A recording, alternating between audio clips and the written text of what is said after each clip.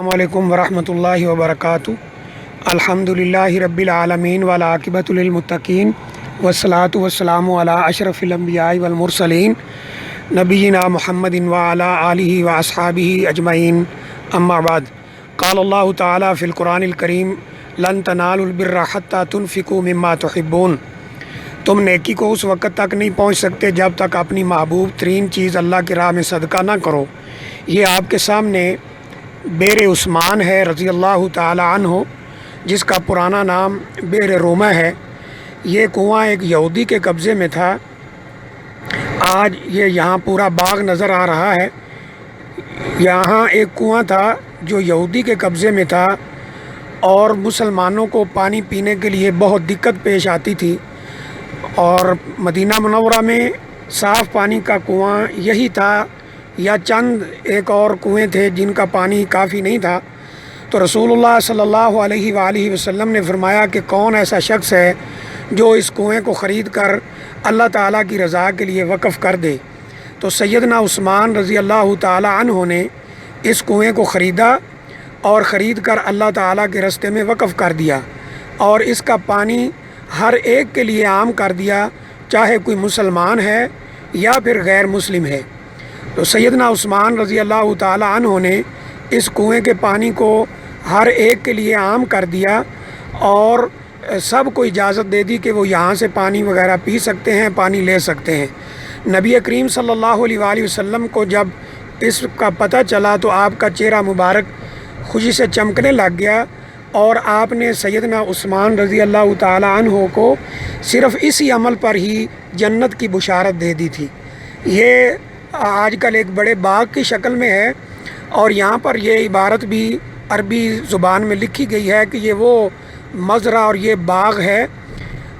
مزرعہ زراعت سے لفظ ہے، یعنی جہاں زراعت ہوتی ہو، یعنی یہ کنواں، یہ مزرعہ، یہ وہ ہے جو سیدنا عثمان رضی اللہ تعالی عنہ نے ایک یہودی سے لے کر وقف کر دیا تھا اللہ تعالیٰ کی رضا کے لیے۔ اور نبی اکرم صلی اللہ علیہ وآلہ وسلم کو اس بات کی اتنی خوشی ہوئی کہ آپ کا چہرہ مبارک خوشی سے چمکنے لگ گیا۔ تو یہ اندر اس وقت ہم نہیں جا سکتے کیونکہ مزرعہ بند ہے۔ اس کے آس پاس ہم پھر کر یہ اپنے بھائیوں کے لیے، کچھ اپنے ناظرین کے لیے، سامعین کے لیے کچھ تھوڑا تعارف مہیا کر رہے ہیں، تاکہ ہمیں یہ علم ہو۔ یہ مسجد قبلہ تین کے پاس جو تبوک کی طرف سے آتے ہوئے پہلا اشارہ آتا ہے مسجد قبلہ تین سے پہلے، اس کے ساتھ ہی لیفٹ سائیڈ میں یہ مزرعہ موجود ہے۔ آج یہاں کھجوروں کے ماشاءاللہ بڑے بڑے درخت ہیں اور بڑے بڑے باغات ہیں۔ اس بات کا اکثر مسلمانوں کو تو علم ہے کہ یہ کنواں سیدنا عثمان رضی اللہ تعالی عنہ نے اللہ کے راستے پر وقف کر دیا تھا، لیکن ایک بات شاید بہت کم بھائیوں کو علم ہوگا کہ سیدنا عثمان رضی اللہ تعالی عنہ کے دور سے لے کر، بلکہ نبی کریم صلی اللہ علیہ وسلم کے دور سے لے کر، یعنی عہد نبوی صلی اللہ علیہ وسلم سے لے کر یہ کنواں آج تک وقف ہے۔ اس کی آج بھی جتنی کمائی ہوتی ہے وہ فقراء اور مساکین کے اوپر صرف کی جاتی ہے، خرچ کی جاتی ہے۔ اور یہ بات بھی ایک قابل ذکر ہے، اور ہمارے بعض بھائیوں کے لیے انتہائی یعنی یہ خوشی اور تعجب کی بات ہوگی کہ آج بھی سیدنا عثمان رضی اللہ تعالیٰ عنہ کے نام کا اکاؤنٹ بینک کے اندر موجود ہے، جو اس باغ کا ہے۔ اس میں سے جتنی کمائی ہوتی ہے وہ اس اکاؤنٹ میں جمع کی جاتی ہے، اور ساری کی ساری کمائی فقراء اور مساکین کے اوپر خرچ کر دی جاتی ہے۔ یہ اکاؤنٹ آج بھی بینک میں موجود ہے۔ شہر سلطانہ یعنی سلطانہ روڈ جو مدینہ منورہ کا ہے، اس کے اوپر یہ بینک موجود ہے، اور اس بینک میں سیدنا عثمان رضی اللہ تعالیٰ عنہ کے نام کا اکاؤنٹ آج بھی موجود ہے، اور اس کی ساری کمائی اور ساری آمدنی اس پہ صرف کی جاتی ہے۔ یہ بورڈ آپ کو نظر آ رہا ہے، اس پر یہ عبارت لکھی ہے کہ یہ کنواں ایک یہودی کے قبضے میں تھا، جسے خلیفہ ثالث عثمان بن عفان رضی اللہ تعالیٰ عنہ نے خرید لیا تھا، وجعلها صدقۃ للمسلمین عامہ، اور عام مسلمانوں کے لیے اسے صدقہ کر دیا تھا۔ یہ سیدنا عثمان رضی اللہ تعالیٰ عنہ کا ایسا عمل ہے جس پر نبی کریم صلی اللہ علیہ وسلم نے ان کو جنت کی خوشخبری سنا دی تھی، اور یہ بھی فرما دیا تھا کہ اگر عثمان رضی اللہ تعالیٰ عنہ آج کے بعد کوئی عمل نہ بھی کرتے تو یہی عمل ان کے لیے جنت میں جانے کا سبب بن جاتا۔ تو اس سے ایک بات واضح ہوتی ہے کہ ہم مسلمانوں کو بھی یہ چاہیے، ہماری آمدنی کم ہو یا تھوڑی ہو، اس میں سے ہم اللہ تعالیٰ کے نام پر صدقہ دیں، اللہ تعالیٰ کے نام کا صدقہ کرتے رہیں، اللہ تعالیٰ کے لیے خرچ کرتے رہیں، فقیروں مسکینوں پر، مساجد پر، مدارس پر فی سبیل اللہ خرچ کرتے رہیں۔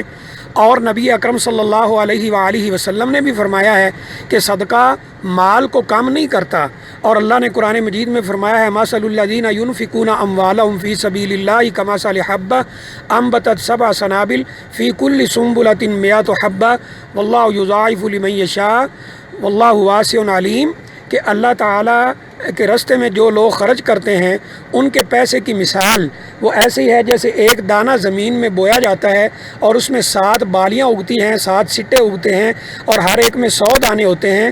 تو ایک دانہ ڈالا تھا زمین میں، اللہ نے 7 100 عطا کیے۔ تو بالکل ایسے ہی 1 روپیہ، 1 درہم، 1 دینار، 1 ریال خرچ کرو تو کم از کم اللہ تعالیٰ اس کا ثواب 700 تک بڑھا دیتا ہے، اور اللہ تعالیٰ اسی صدقے کے ذریعے مصائب کو بھی ختم کرتا ہے۔ اور نبی کریم صلی اللہ علیہ وسلم کی ایک مشہور حدیث بھی ہے، داؤ مرضاکم بالصدقہ، اپنے مریضوں کا علاج صدقہ کے ذریعے کیا کرو۔ تو یہ نبی اکرم صلی اللہ علیہ وسلم کی بھی سنت ہے۔ آپ خاص طور پر رمضان مبارک میں ایک تیز آندھی کی طرح صدقہ کیا کرتے تھے، جیسا کہ احادیث کے اندر موجود ہے۔ ہمیں بھی اس پر عمل کرنا چاہیے۔ یہ خلیفہ ثالث حضرت عثمان رضی اللہ تعالیٰ عنہ نے یہ کنواں اللہ کے راستے میں وقف کر دیا تھا، حالانکہ اگر وہ چاہتے تو اس سے جتنی کمائی کر سکتے تھے وہ کر سکتے تھے، لیکن اللہ کے راستے میں وقف کر دیا۔ اللہ تعالیٰ ہمیں بھی نبی کریم صلی اللہ علیہ وسلم کی سیرت پر، آپ کی زندگی پر چلنے کی توفیق عطا فرمائے، اور خلفائے راشدین کی سنت کو اپنانے کی توفیق عطا فرمائے، جیسا کہ رسول اللہ صلی اللہ علیہ وسلم نے فرمایا علیکم بسنتی و سنت الخلفاء الراشدین المہدیین عضوا علیہا بالنواجذ، تم پر میری سنت اور میرے خلفاء کی سنت کو لازم پکڑنا یہ واجب ہے، اور اس کو اپنے دانتوں سے مضبوطی سے پکڑ لو، یعنی اس پر عمل کرو۔ تو اللہ تعالی ہمیں نبی کریم صلی اللہ علیہ وسلم کی سیرت پر، آپ کی سنت پر اور خلفاء راشدین کی سنت پر عمل کرنے کی توفیق عطا فرمائے۔ وآخر دعوانا الحمد للہ رب العالمین۔